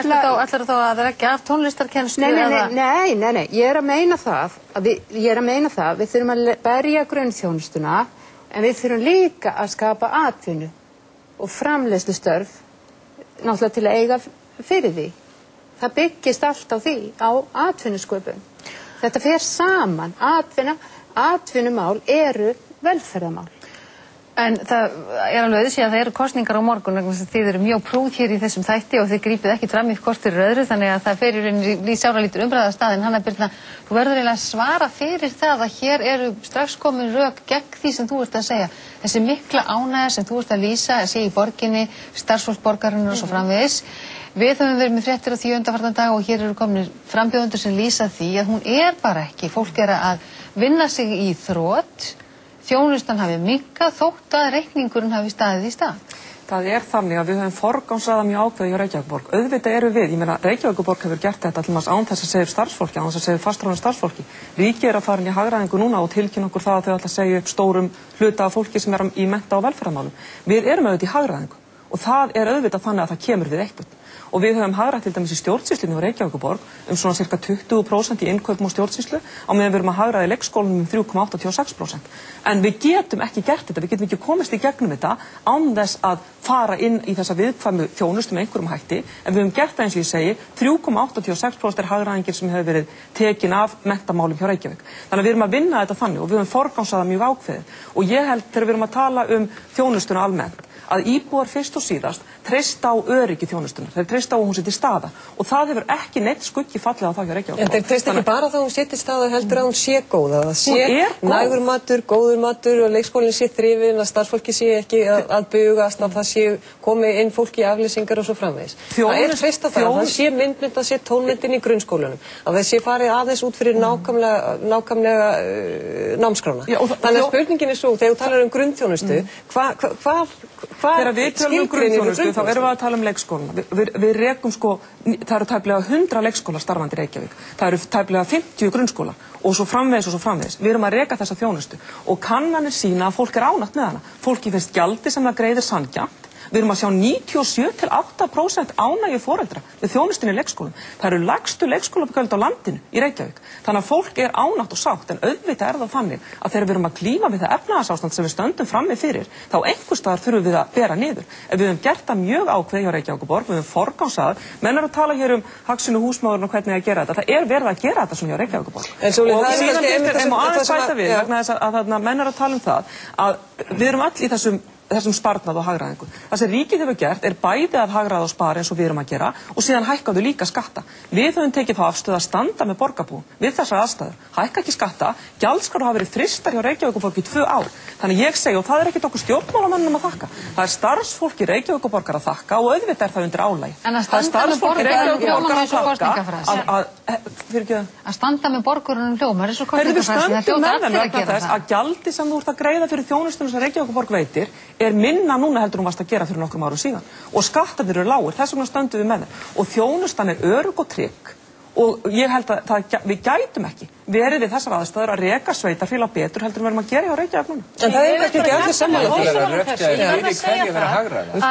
því. Hérna er Hanna Birna að draga fram alveg ótrúlega fegraða mynd af ástandinu í borginni í dag. Hún segir að það hefur verið staðinn vörður fastráðið starfsfólk á borginni. Það er mjög auðvelt að segja þegar enginn hefur verið ráðinn til borgarinnar nema með 3 til 6 mánaða lausráðningu frá því að aðgerðaráætlunin var búin til. Ég hef talað við fullt af fólki sem hefur verið með upp undir 3 til 4, 3 til 6 mánaða ráðningarsamninga og er í stöðugri óvissu það hvort að það fá að halda áfram. Sömu sögu er að segja með grunnþjónustuna sem að Hanna Birna segir að hafa verið varin, en það er líka búið að taka út menntun, það er búið að taka út eina kennslustund hjá börnum í 2. til 4. bekk. Það er búið að við rukkum núna foreldra leikskólabarna fyrir 9. stundina án þess að greiða hana niður nokkuð í leikskólum. Ég get haldið endalaust áfram og svo kemur Hanna Birna hér og segir að þjónustan hafi verið varin og að borgin sé ljómandi vel rekin. Borgin rekin þannig að það skorin niður grunnþjónusta sem að bitnar mest á þeim sem að síst skildi og það að tala hérna ítrekkað að gjaldskrár séu svona lágar bara boð það að gjaldskrár muni hækka og á hverju munu þær bitna? Á foreldrum leikskólabarna, á foreldrum grunnskólabarna, á foreldrum barna í frístundaheimilum, á öldruðum og á ellilífeyrisþegum sem að þurfa á þjónustu borgarinnar að halda. Og það ekki hægt. Þetta eru hópar sem að ekki taka á sig útsvarshækkun. Við erum ekki verið að tala alþingiskosningar um ríkið hér og það ósanngjarnt. Nú er ég að hleypa einu hérna af því að þið vitið það að tíminn hérna stuttur. Ólafur, við erum ekki búin að gefa þér orðið. Ólafur, virtu stjórnunum á þættinum, við erum ekki búin að gefa þér orðið. Einar, mér langar að fá þig inn í þessu umræðu vegna þess að þú segir við erum miðjafli, við ætlum að halda þessu öllu saman gangandi. Það er hér mjög mismunandi sýn á það hvernig þetta gengur í borginni. Hvaða leið eru þið að boða í þessu? Nú er Baldvin hér búin að lýsa því hvar hann ætla að ná í peninga. Hvaða leið ætli þið að vera? Ná í peninga eða við viljum auðvitað halda áfram að forgangsraða í þágu barna og velferðar eins og hefur verið gert. Við viljum gera það. Þetta eru frasar og allt það en þetta það sem skiptir máli, að hugsa fólkið, hugsa grunnþarfirnar og fyrst og fremst. En þá er líka alltaf spurt peninga. Hönnubirnu, þú ert með, þið eru saman í borgarstjórn.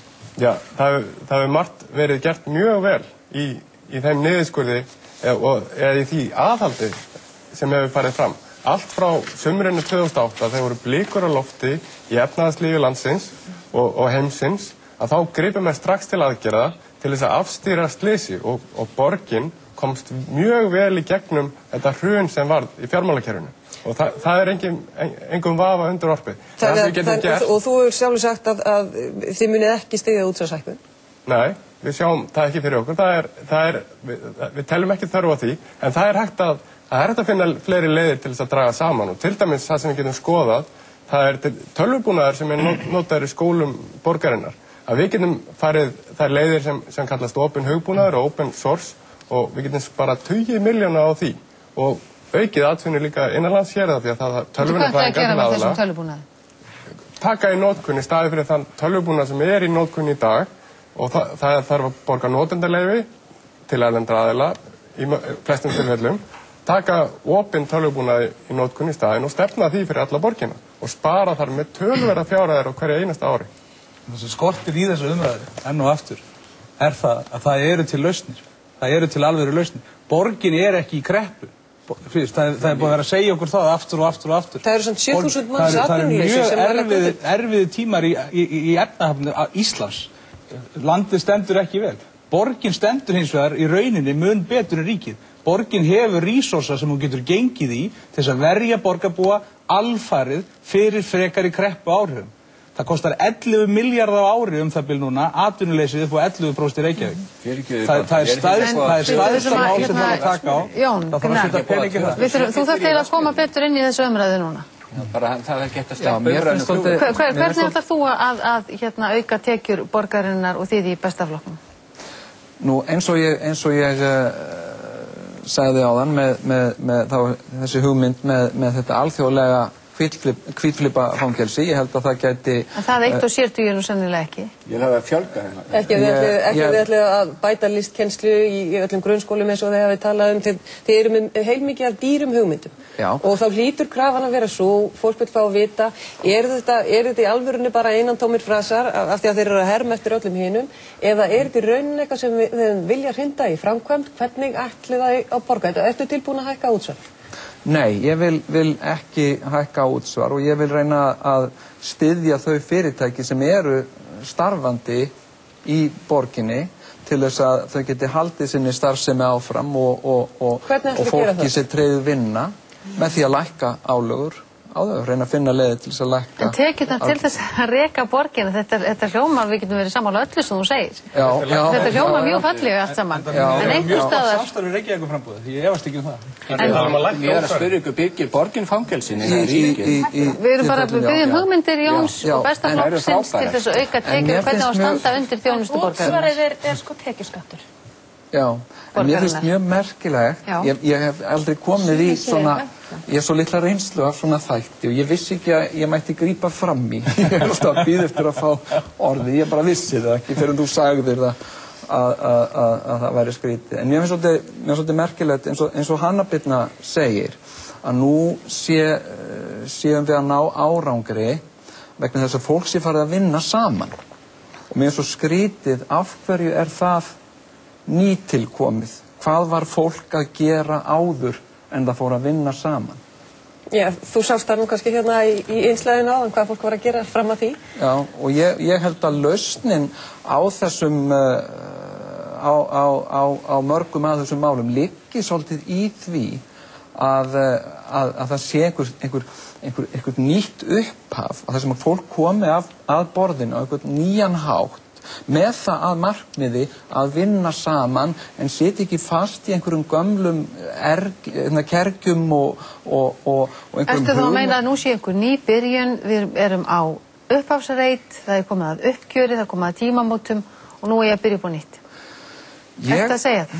Ég held að það sé svolítið vilji fyrir því meðal hjá kjósendum, hjá Reykvíkingum, að það verði einhvern veginn gefið upp á nýtt, leikreglunum verði breytt og þetta verði einfaldað og svolítið, já. En þótt fólk vilji byrja upp á nýtt að þá vill það kannski halda í allt það sem er gott og það treystir á. Já, vissulega. Þannig að það er kannski ekki að byrja upp á nýtt og segja, heyrðu, nú skulum við endur hugsa þetta með leikskólana. Kannski höfum við enga leikskóla. Ég skil ekki alveg hvað áttu við með algjörlega nýrri byrjun. Jú, ég bara sem sagt að þetta verði upphugsað á einhvern svona nýjan hátt, hvernig leikreglurnar eru við rekstur borgarinnar. Og það hefur nú verið rætt það hérna að flokkarnir, stjórnmálaflokkarnir, eða þetta sem kallað fjórflokkurinn, sé í mikilli tilvistarkreppu og kannski þurfa þeir bara einhvern veginn að fara og það þurfa að koma bara eitthvað nýtt, einhver ný hugsun í það hvernig við rekum borg. Ég veit ekki hvort að það þarf að vera einhver hugmyndafræðilegur ágreiningur það hvernig maður rekur leikskóla til dæmis. Ég held að það sé...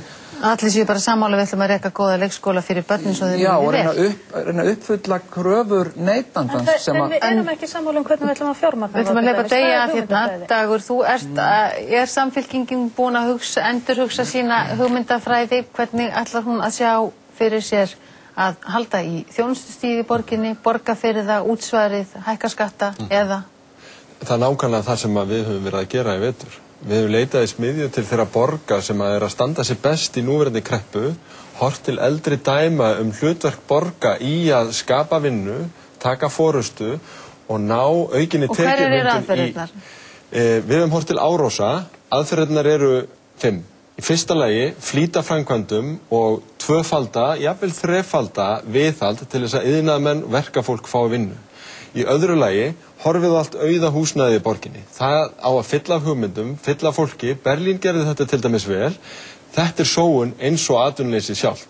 Í þriðja lagi hugsa höfuðborgarsvæðið sem eina heild, fá alla borðinu líka samtöku í atvinnulífi, fyrirtæki og setja okkur töluleg markmið sem allir leggjast á eitt að ná, af því þurfa líka að koma fjármögnunaraðilar eins og lífeyrissjóðirnir en líka evrópskar fjármálastofnanir sem hafa verið að styðja við borgir og borgarsvæði. Þú ert að tala lántökur til þess að flýta verkefnum og annað. Meðal annars, en ég er líka að tala lántökur eða þarf að segja opna leiðir í gegnum bankana, það þarf ekki að fara beint í gegnum borgina til þess að fyrirtækin í borginni geti endurfjármagna sig, til þess að ráðast í fjárfestingar í grænum innviðum, til þess að endurskipuleggja skuldir orkuveitunar sem er líka græn starfsemi og við höfum verið þar með evrópskum lánastofnunum, en við þurfum líka, og það er 5. atriðið, að skilgreina hvaða greinar atvinnulífsins eru líklegasta til þess að geta vaxið hraðast.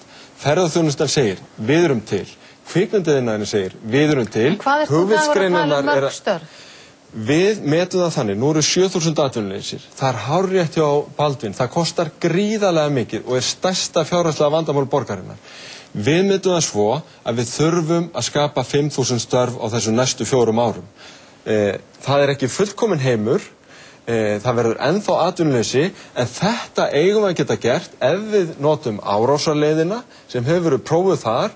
Árósar er núna með minnsta atvinnuleysi allir í Danmörku. En býta á sama tíma fyrir að fara þessa leið, þá er ríki kannski að fara aðra leið þar á að segja upp fólki og annað. Og ég vitna nú hér í borgarstjóra sem sagði býta á þá borgin að fara að ráða það fólki í vinnu sem ríki rekur. Eru við þá ekki bara að færa vandamálið á milli? Ég gerði alvarlegar athugasemdir við yfirlýsingu félagsmálaráðherra að segja upp fólki vegna þess að það þarf ekki til þess að ná þeirri hagræðingu sem ríkið er að fara í.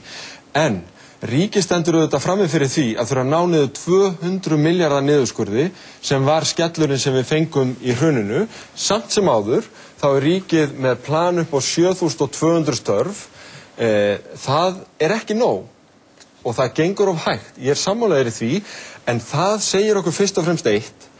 Aðgerðaleysisstefna í Reykjavík er ekki boði ef við ætlum að koma þessu samfélagi hratt út úr kreppunni.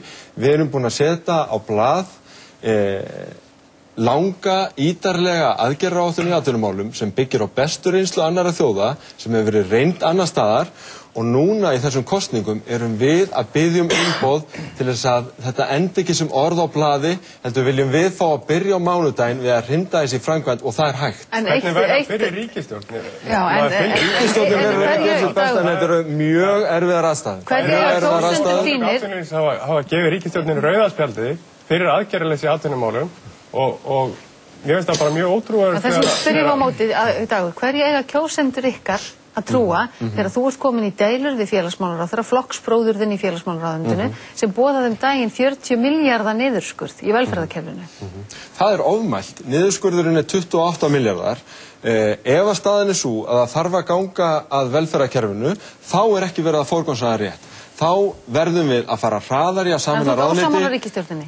Ég segi að á krepputímum þá eru mikilvægastu tímanir til að forgangsraða í þágu þeirra sem þurfa mest á því að halda. Þá að taka á heilögukúnum, þá að taka á ráðuneytaskiptingunni, sameiningu stofnana, áður en við göngum að... En er það ekki fækkun starfa? Nei, það er hægt að hagræða mjög víða í stjórnsýslunni án þess að fækka störfum og það er rétt hjá Hönnu Birnu að það er ekki tilgangur með sameiningu stofnana að fækka störfum? Sko, þetta er nefnilega eitt sem er stundum veifað sem grýlu gagnvart því að spara í stjórnsýslunni. Það er 5–9% starfsmannavelta í allri stjórnsýslunni. Það er hægt að nota það, Finnar gera það, við getum gert það, þannig að við þurfum ekki að segja upp fólki, við bara ráðum ekki staðinn fyrir alla. Það sem við viljum gera er að innleiða skýra forgangsröðun en munum eitt. Þegar við erum að hugsa fjármál borgarinnar, þegar við erum að hugsa það hvort við komumst í gegnum kreppuna þess að skera meira niður í grunnþjónustunni, þegar við erum að hugsa starfsfólkið okkar, þá eru atvinnumálin númer 1, 2 og 3 vegna þess að atvinnuleysi er svo dýrt, það er svo mikil sóun í því og vegna þess að fjárhagur borgarinnar kallar á þetta. Helga, þetta er það sem þú ert að tala að atvinnumálin þau þurft að vera í lagi. Hver einustu stjórnmálaflokkur held ég fyrir hverjar einustu kosningar mjög lengi hefur talað að skapa störf. Hvernig á að fara að því? Já, atvinnumál eru velferðarmál eins og ég sagði áðan. Við þurfum að leggja áherslu á framleiðslugreinar. Við þurfum að leggja áherslu á grunnatvinnuvegi eins og iðnað og sjávarútveg og við þurfum að tengja þá þekkingariðnaði þannig við aukum verðmæti framleiðslunar. Við þurfum að efla sprotafyrirtæki í tengslum með Reykjavíkurborg.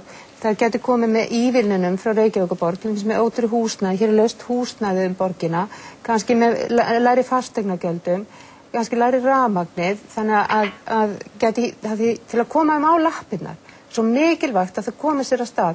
Atvinnusetur og frábær hugmynd eins og hugmyndahús háskólana hérna og við farið að skoða það og það sem að Háskóli Reykjavíkur að gera, það mjög mikilvægt, tengja saman iðnað og þekkingu, þess að þau að gera rafmagnsbílar, þannig að við farið sérstaklega að athúa það. En hvað þið að tala mörg störf sem verða til með þessu? Við höfum reyndar ekki reiknað þessi störf, en ég held að hluta því að segja svolítið fólki satt hvað að gerast, til að fá fólk til að fara út í framleiðsluna. Og það sem að því þau tala mikið hugmyndafræði og hugmyndafræði vissulega mikilvæg, en ég verð bara að spyrja mig að því að tala ríki og borg, hvert fór hugmyndafræði Steingríms og Jóhönnu þegar þau skrifuðu undir viljayfirlýsingu 7. apríl? Einhver önnur hugmyndafræði í ríkisstjórn Íslands eða hjá borginni? Nei, því þau voru að tala þetta. Þú heldur gert lítið kannski úr þessum atvinnuhugmyndum og áætlun Samfylkingarinnar. Hvaða leið getur borgarstjórn farið í því að draga úr þessu gríðarlega atvinnuleysi sem hefur náttúrulega hamlandi áhrif á allt í svona stóru sveitarfélagi? Ég ger ekki lítið úr því. Ég alveg hjartalega sammála Degi í því að þetta skiptir ofboðslega miklu máli. En mér finnst þess að vera vont þegar að svona vinstri höndin og hægri höndin ger ekki það sama. Ég vildi óska ríkið hefði haft meira samráð við okkur og við værum að vinna þetta betur saman. Reykjavíkurborg hefur lagt áherslu á það að halda sínu starfsfólki við vinnu. Við erum að framkvæma fyrir 26 milljarða á hverju ári Reykjavíkurborg. Hagkerfið ríkið, sem margfalt stærra, að framkvæma fyrir 18 milljarða. Þannig að við erum að sinna mjög stóru og öflugu hlutverki og mér finnst Reykjavíkurborg hafa gert það vel. Við höfum verið að styrkja við sprotafyrirtæki, við höfum verið að styrkja við hugmyndahús háskóluna og þessi nýju tækifæri, við höfum að leggja mikla áherslu á atvinnumál ungs fólks. Oddný Sturludóttir hefur leitt þann hóp á vettvangi borgarstjórnar og gert það vel.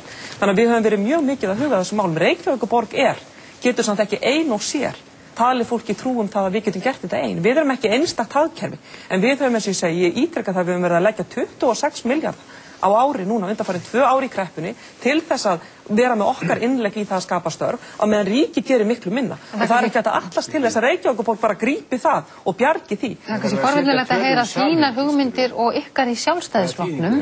Hvaða störf ætlaði að búa til í Reykjavík? Það sem okkur finnst skipta mestu máli að koma hjólum atvinnulífsins í gang. Þess vegna finnst okkur svo mikilvægt að auka ekki álögur á fólk til þess að það hafi meira rými til þess að skapa sjálft.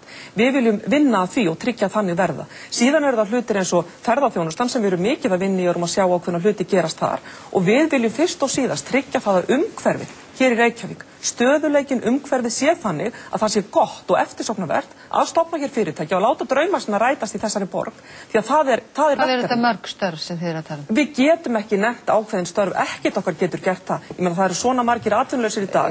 Dagur nefnir 5.000 störf. Já, Dagur nefnir 5.000 störf og þá lætur hann eins og Reykjavíkurborg í ein og sér að sjá verkefnið. Ég á mér þann draum að atvinnulífið, Reykjavíkurborg, ríkið og fleiri ná að taka höndum saman þannig að allt þetta fólk fá vinnu. Þannig við getum sagt hér, þetta eru 7.000 störf, þetta fólk þarf alltaf að fá vinnu. Það gerist með því að hjól atvinnulífs fari í gang á ný og það gerist ekki með því. Þegar ríkið kemur finnst mér aftan á okkur með það að segja, við erum búin að hækka okkur öll skatta, nú ætlum við að koma og taka til í velferðarkerfinu fyrir hvort sem það eru 30 eða 40 milljarðar og við ætlum að segja upp fólki. Ég get ekki lofa Reykvíkingu því að ég geti gripið það. Það verður að leiða þetta tölur. Hún segir 26 milljarða í atvinnumál. Í framkvæmd. Hvað skuldum við vegna ykkar og framsóknarmanna sérstaklega? Hvað skuldum við mikið út af Hellisheiði? 240.000 milljónir króna og annað eins út af Kárahnjúkavirkjun. Þeir voru algjörlega samtaka. Svo að tala einhverja atvinnu, þeir eru búið að sjúga tuga margfalda þessum tölum frá velferðarkerfinu og fólkin í borginni. Þetta er stórfjölga. Þetta fjármagn skapar mjög mörgum störf og skiptir máli fyrir fólk sem að gengur á Það er miklu meiri verðmæti fólkin í því að huga samborgurum sínum heldur við að þjóna undir ríkt fólk í flokkanum ykkar og erlenda málbærslu. Það er ekki að eyða þeim peningum aftur, Sóley, Það er margfalt til fyrir fólki í borginni, þessi pening. Fyrst vil ég nú segja að mér finnst það óforskammað, ég hef áður sagt það, mér finnst það óforskammað að framákonu í Sjálfstæðisflokknum að gagnrýna ríkisstjórnina fyrir að fara þá einu leið sem að hægt að fara, blandaða leið skattahækkana og niðurskurðar til þess að glíma við vanda sem að Sjálfstæðisflokkurinn kom þjóðinni í.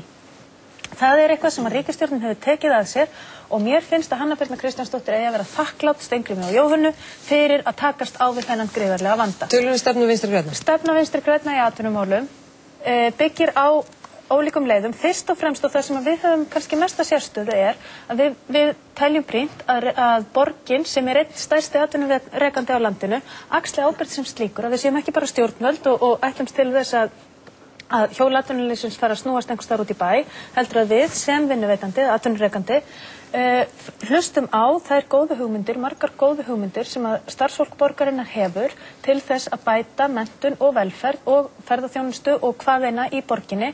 Þannig getum við skapað mörg lítil verkefni þar sem að við sköpum mörg störf á fjölbreyttum sviðum sem að eru ekki dýr. Auðvitað þarf líka að fara í viðhald og það þarf líka að fara í, það er mjög brýnt að við förum í aðgengismál fatlaðra. Það þarf eitthvað af þessum verkefnum gæti til dæmis verið að koma með landvörslu í Reykjavík, bara eins og viðsvegar á landsbyggðinni. Það getur verið 2 til 3 starfsmenn, bara taka mörg svona smáverkefni í staðinn fyrir að fara í einhver 1000 manns verkefni, skiljiði mig, að við hlustum á það sem að fólki í borgin, starfsfólkið okkar sem að þekkir borgina miklu betur heldur en við. Og þar tekið nú undir með Jóni Gnarr svona upp að vissu marki. Jón, þú ætlaðir að bæta ykkur við þetta. Já, ég ætla aðeins að klára að og þetta skiptir mestu máli. Svo náttúrulega erum við líka alveg inn á því að það þarf að nota autt húsnæði borgarinnar og það þarf að fara í samstarf við símenntunarmiðstöðvar og háskóla og svo framvegis til þess að efla nýsköpun. Þetta hvítflippafangelsi upp á Kjalarnesi myndi skapa mörg 100 störf. Þú ert búin að reikna það út. Það er ríkið. Baldvin, ég heyrði að það hlussaði í þér hérna á meðan Sóley talaði. Ég byrst velverðingar, það var ekki persónulegt á þig, Sóley. Ég byrst velverðingar, ég bara komið djúpt óþol fyrir þessari hefðbundnu pólitísku umræðu. Ég komið djúpt óþol fyrir því að hagsmunir valdaflokkana skuli alltaf vera að blandast inn í öll mál. Reykvíkingar, fyrirgeðu, þetta var bara búið að ganga svo lengi, ég gæti ekki setið á mig lengur. Ég var farin að engjast í stólnum hérna. Ég græði alltaf með. Hagsmunir borgarbúa eiga að vera það sem borgarstjórn snýst um. Hagsmunir borgarbúa í fyrsta sæti. Ég tek einlaglega undir með Jóni, það er ekkert skrítið þó við skiljum ekki þessa pólitík. Þetta góða fólk sem hérna sittur, og ég ætla ekkert að gera lítið því að ég bara hef mikla trú á þessu fólki sem einstaklingum. Þau eru hins vegar ekki við stjórn. Það er einhverjir aðrir hagsmunir. Þau tala einni röddu hér og það er einhverjir aðrir hagsmunir einhverstaðar annar staðar, einhverjir aðrir hagsmunir einhverstaðar annar staðar sem að taka síðan á endanum ákvörðun hvert skuli fara. Þess vegna skiljum við ekki hvað er að gerast í borginni. Þess vegna getur fólki ekki unnið saman. Ég er ekkert nær þessu fólki en Jón Gnarr sem fjórflokknum á engan hátt. Ég er ekki hagsmunatengdur, þú mátt ekki segja þetta. Voru að rökstyðja svona. Ég held við verðum að botna þess að Þú ert búin að tala lengst. Já, þú talaði það lengi á Dagur. Það er mætt. Dagur er að komast neina. Það sem við þurfum að leggja áherslu á. Og svo ætlum við að snúa okkur í lokasprettin. Já, það sem við þurfum að leggja áherslu á. Auðvitað það er gott að skapa störf. Það eru margir án atvinnu. Það er gott að finna verkefni fyrir sem flesta og svo framvegis. Og það er skrítið að hlusta á fulltrúar Samfylkingar koma svona eins og menn byrjuði fyrra dag að fara að tala um að skapa störf og svo framvegis. Við hefum mjög langa sögu af því að koma lagi á atvinnulífið og við verðum í fyrsta lagi að hugsa það að skapa verðmæti. Við verðum að skapa verðmæti. Það er ekki nóg bara að búa til störf. Grundvöllurinn er verðmæti, verðmætasköpunin og við eigum til dæmis, við mistum sjónaræði á tímabili, en við eigum sjávarútveginn sem er mikilvægasti atvinnuvegur landsins og við erum með stærstu útgerðarhöfnina í Reykjavík.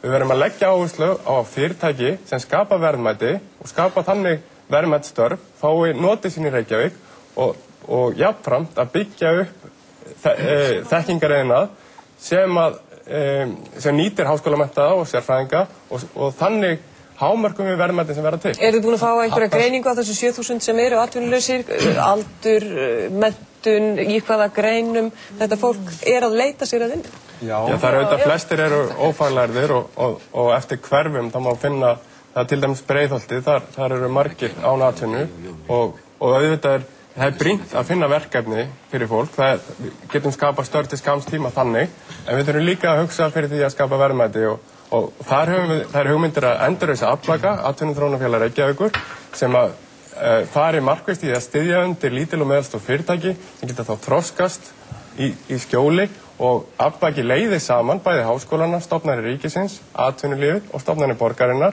til að búa til ennþá meiri vöxt hér í borginni. Kannski rétt áður við förum í lokasprettin, Ólafur, hvar liggja atvinnutækifærin hjá ykkur í þínu flokki, þínu framboði? Taka það sem bankaráns og auðlindaflokkar sem Sjálfstæðisflokkur og Framsóknarflokkur hafa tekið frá þjóðun og borgarbúum. Já, en það er ekki hægt að taka þá peninga tilbaka. Jú, við viljum stöðva nú þegar. Það er áætlanir sem ég hef eitt staði gegn í borginni 20 milljarða langframkvæmdir til að halda áfram, svo ætlaði að fara í Helguvík og þjóðin ætlar að fara í bit, þau vilja fara í Bitru, fólk vil fara í Bakka. Þetta verið að setja komandi kynslur á hausinn. Þannig þvílíkt fjármagn sem við getum sett í velferðarkerfið og ég ítreka. Og það gríðarleg verðmætasköpun að huga samborgarum okkar.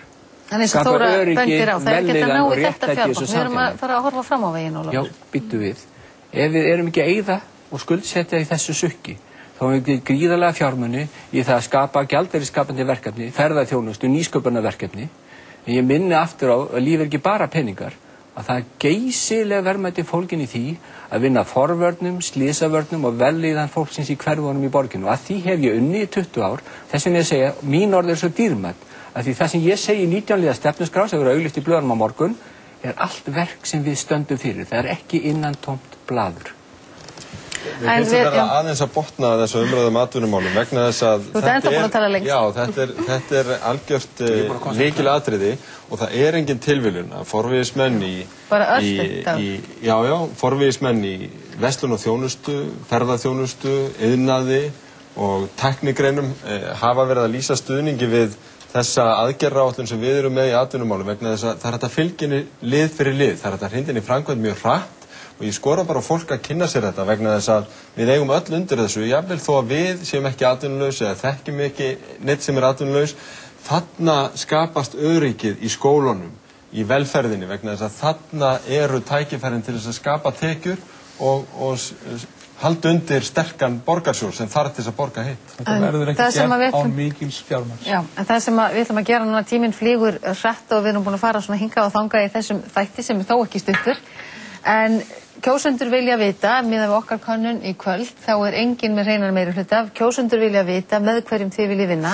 Sóley, það vakið athygli bæði þú og Dagur, hafið, svona næstum því lýsti yfir að þið viljið ekki vinna með Sjálfstæðisflokknum á næsta kjörtímabili.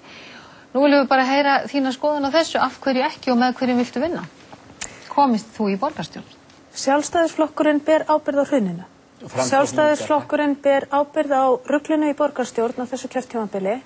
Sjálfstæðisflokkurinn stendur fyrir hugmyndafræðina sem að koma okkur í það klandur sem við erum að glíma við. En ef við tökum stefnuskrár fyrir ekki Sóley, ef við tökum stefnuskrár Vinstri grænna og Sjálfstæðisflokks, að þá nú svo sem, fyrir utan það að vera móti útsvarshækkun, að þá alveg heilmikil samhljóm, eins og reyndar með öllum flokkum. En það nefnilega málið, kosningarnar snúast ekki verkefni sveitarstjórnanna. Það mjög auðvelt að lista upp verkefni sveitarstjórnanna.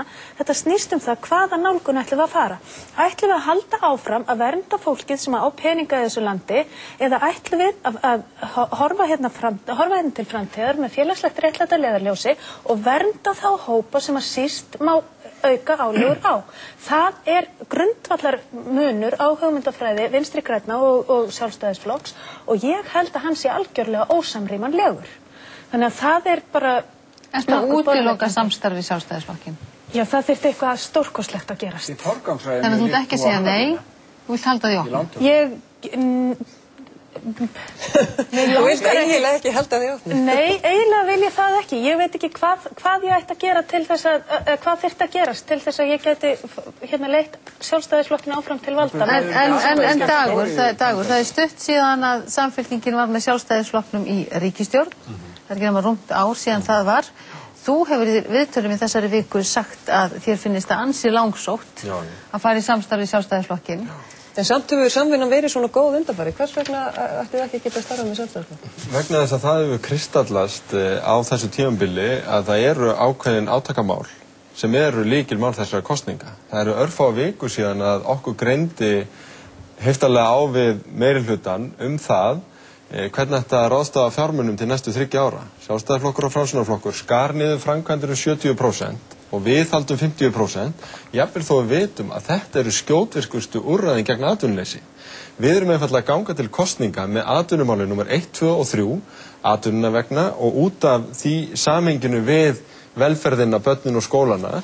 Og ég held að kjósendur biðja málefnalega nálgun og samvinnu, en þeir eru líka biðja skýr skilaboð. Með hverju myndir þú vilja vinna ef að þú kemst í meirihluta í borgarstjórn? Ég vildi helst hafa hrifið upp fylgið hér í kvöld þannig að við höfum mjög sterka stöðu þegar talið verður upp úr kössunum á morgun. Ég meina, það er minn draumur en ég er ekkert viss að það sé gerlegt og ég kvíði því aðeins að staðan sem komi upp eftir kosninga getur orðið mjög flókin. Þetta er búið að vera sérstök kosningabarátta, sömuleyti mjög skemmtileg en ég get ekki sagt að ég sé miklu nær nákvæmlega hvar Jón Gnarr og félagar hans standa í mörgum lykilmálum og mér finnst það að vera þessi lykilmál, atvinnan, börnin, velferðin sem hljótar á. Verður að stoppa þarna. Hanna Birna, ég veit ekki hvort að þú fyllist höfnunartilfinningu en þú sem ert búin að tala þetta fallega samstarf og hvað allt hafi gengið vel. Þau vilja hins vegar ekkert sérstaklega mikið vinna með þér. Í könnuninni kemur fram að flestir vilja sjá þig áfram sem borgarstjóra en fleiri vilja samt kjósa Jón Gnarr. Er verið að kalla á ykkar samstarf? Ég ætla ekki að fullyrða það. Ég skil ekki alveg fyrir mig er þetta bara pólitík sem á ekki að vera í gangi og ég hef alltaf verið lítið hrifin af henni. Mér finnst þessir áherslur eins og að segja ég ætla ekki og vil ekki vinna með ákveðnum aðilum. Við erum kosin af fólkinu í borginni til þess að sinna störfum fyrir borgarbúa, einmitt sóli, verkefni sveitarstjórna. Það er það sem við erum kosin til að gera, til þess að reka borginni, til þess að stjórna henni, til þess að stýra málum. Við höfum ekkert leyfi, finnst mér, til þess að útiloka samstarfa ákveðna flokka eða ákveðið fólk.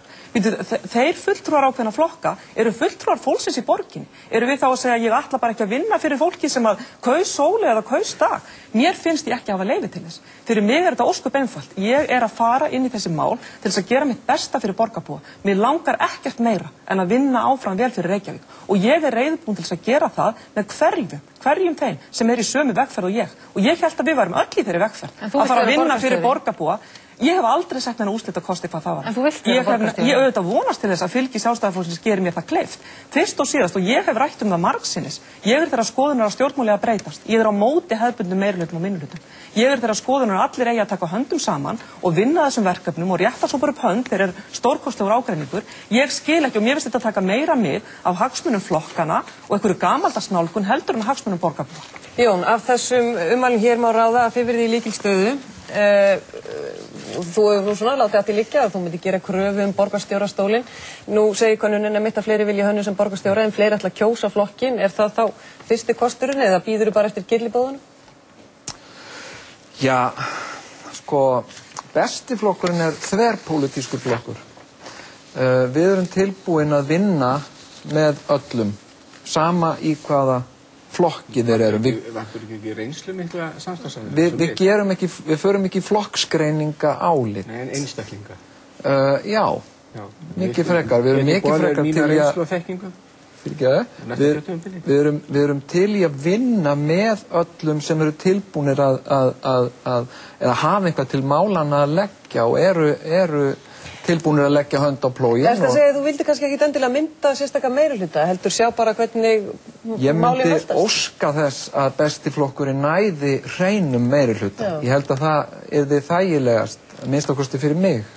En ef þú kemst ekki í þá stöðu og ferð samt í meirihlutasamstarf, myndu þá gera kröfu borgarstjórastólinn? Já, líklega. Já. Já. Líklega? Já, líklega. Við sem aðstofamann, þú haft mikið reynslu. Já, líklega, Ólafur býður sig fram sem aðstofamann. Einar, ég held að ég get eiginlega gefið mér svarið þitt eftir umræðunar hér. Þú ert tilbúin að vinna með hverjum sem er.